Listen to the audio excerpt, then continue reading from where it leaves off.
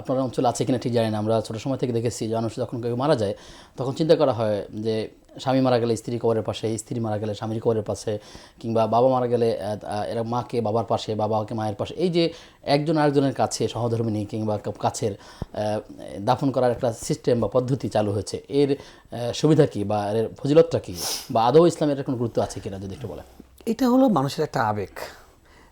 যদি কারো আবেগ এরকম থাকে যে আবেগের সাথে শরীয়তের কোনো সাংঘর্ষিকতা নেই, তাহলে সেই আবেগের বিরুদ্ধে আমরা বলি না, বলার প্রয়োজনও নেই। এটা এরকম একটা আবেগ। বাকি এটার আলাদা শরীয়তে কোনো ভ্যালু নেই। শরীয়তে কে কী নিয়ে যাচ্ছে কবরে সেটারই ভ্যালু।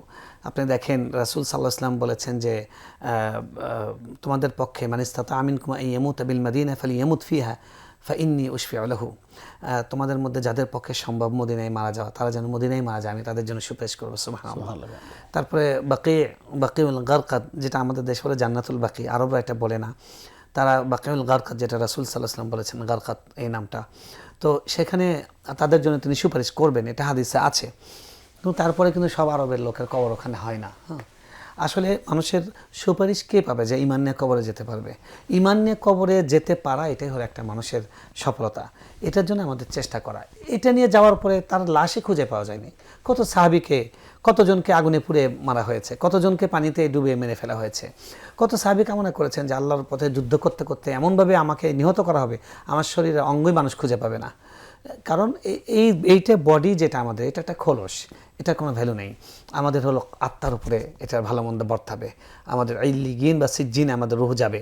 তো ওই যে আত্মাটা আমার নির্বাচন, ওটার পরিণাম বা গন্তব্য হবে আমার আমল অনুযায়ী, যে আমি কি আমল করলাম। ইল্লাল্লাযীনা আমানু ওয়া আমিলুস সালিহাত। আমি যদি নেক কাজ করে যেতে পারি, আমার কবর কোথায় হলো, কার পাশে হলো, ইভেন কবর হলোও না, আমাকে কেউ পুড়িয়ে ফেললো শত্রুরা, বা আমাকে কেউ টুকরা টুকরা করে ফেললো, তাতেও কিছু যায় আসে না। আল্লাহ সুবহানাহু ওয়া তাআলা তাকে তার মর্যাদা অনুযায়ী তাকে সম্মান দেবেন। আর যদি কেউ ঈমান নিয়ে কবরে যেতে না পারে, তাকে বড় পীর আব্দুল কাদের জিলানী, তো মানে যারা বলে আর কি, আব্দুল কাদের জিলানী রহমতুল্লাহ তার পাশে কবর দিল, বা শাহজালাল ওখানে কবর দিল।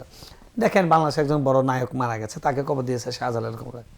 ওখানে অনেক ভিআইপি ব্যক্তির খবর আছে, বনানীতে কবর আছে, তারপরে বুদ্ধিজীবীতে কবর আছে। এই সমস্ত কবরের কবরে যাওয়ার পরে কোনো ভিআইপি নাই। এটা উপরের লোকদের একটা আনুষ্ঠানিকতা। কবরে হলো আমল, ওখানে আমল ছাড়া কোনো মুদ্রা চলে না। ওখানে শুধুমাত্র মুদ্রা একটাই, সেটা হলো আমলে সালেহ। তো এটা নিয়ে কে কতটুকু যেতে পারলো, এটাই হলো আলোচ্য বিষয়।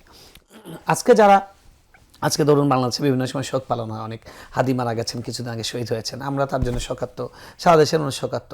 তিনি তো তার আমল নিয়ে চলে গেছেন। আমি কি আমল করছি সেটা নিয়ে কিন্তু আমরা যাবো। এই জন্য আমাদের আমলটাকে উন্নত করার চেষ্টা করা।